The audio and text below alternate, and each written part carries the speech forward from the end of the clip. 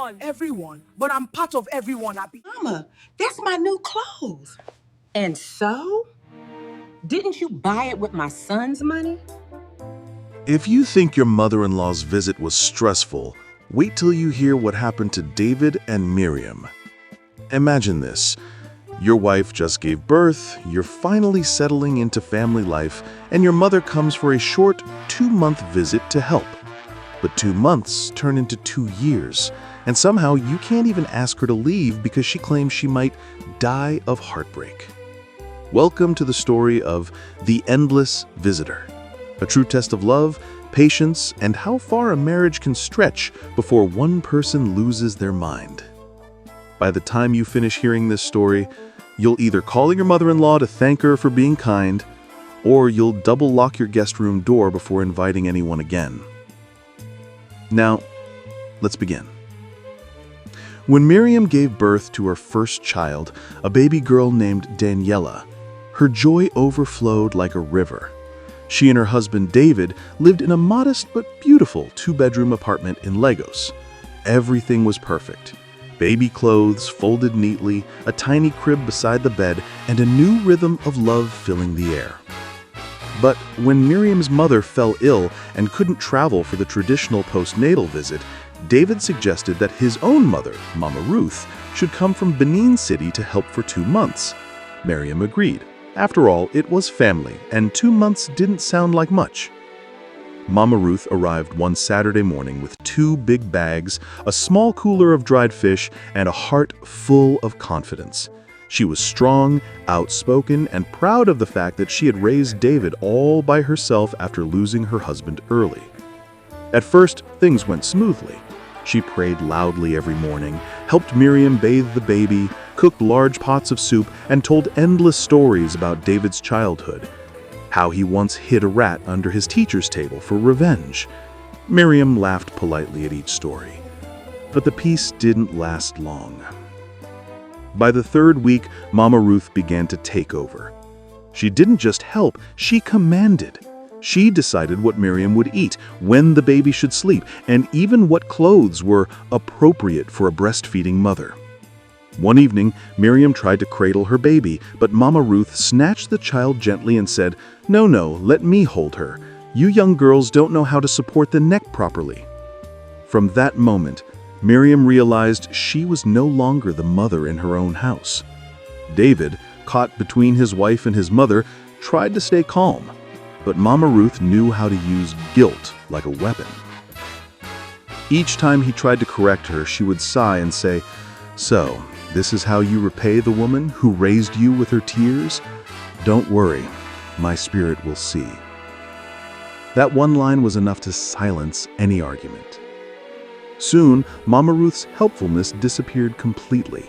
She began sleeping late, eating everything in sight, and claiming she was too tired to cook. She loved milk tea, so she finished every tin of powdered milk in the house, then accused Miriam of hiding food. One evening, David came home from work with grilled fish and a bottle of juice he planned to enjoy later. By morning, both were gone. "Mama, did you see the fish I kept in the fridge?" he asked carefully. Mama Ruth looked innocent. "Ah, that one. I thought it was for everybody. You know, we must learn to share blessings." David sighed quietly. Then came the wardrobe incident. Miriam noticed her brand new gown missing. A week later, she saw Mama Ruth wearing it proudly to church. "Mama, that's my new dress," Miriam said gently. "Yes," she replied, adjusting the sleeves.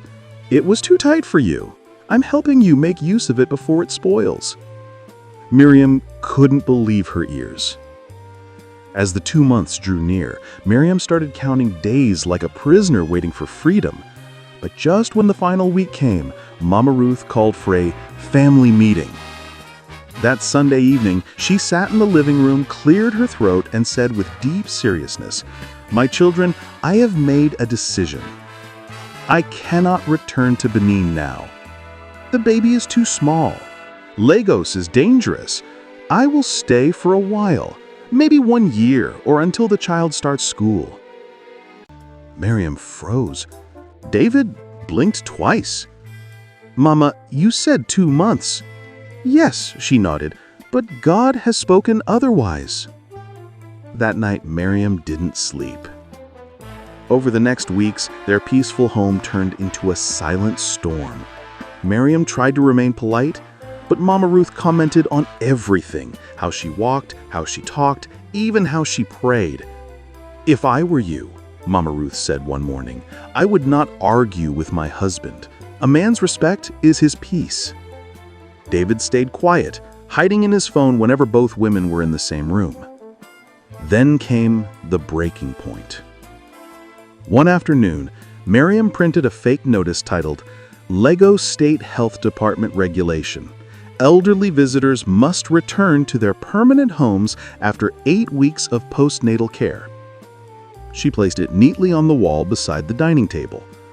Mama Ruth squinted at it, read it twice, then tore it in half.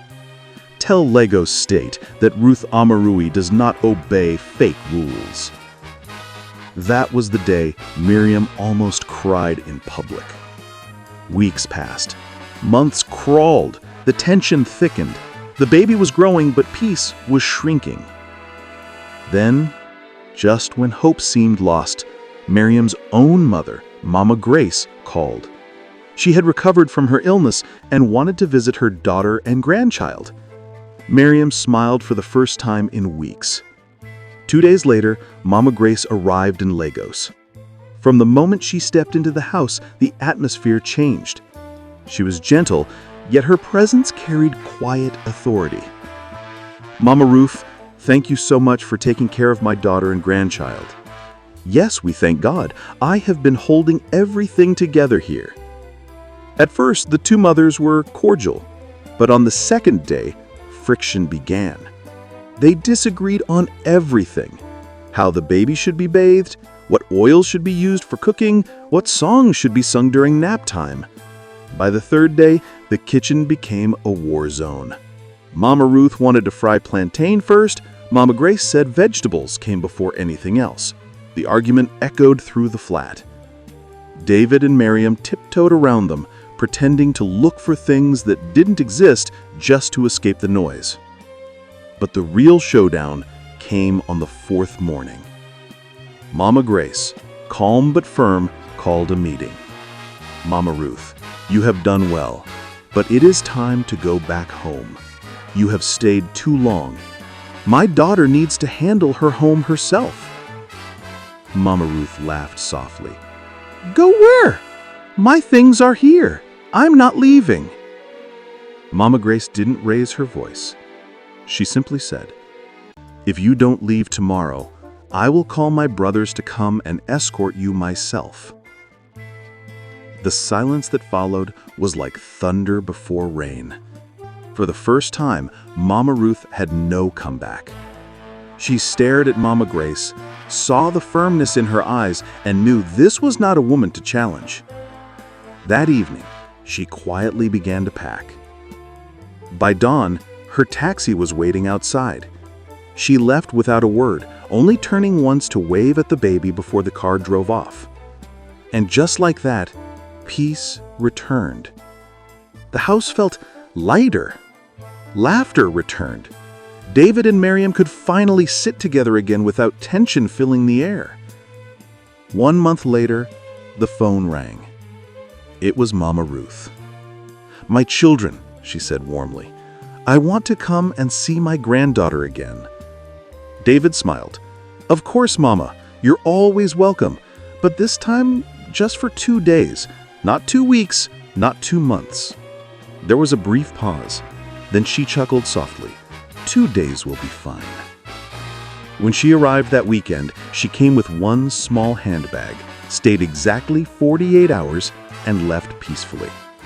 Miriam waved from the balcony as the taxi drove away, her baby in her arms, her heart finally at peace. Because sometimes love is not enough. Boundaries must join the table. And that, my friends, is the story of The Endless Visitor, where 2 months became 2 years, and one wise mother finally restored peace with firmness and grace.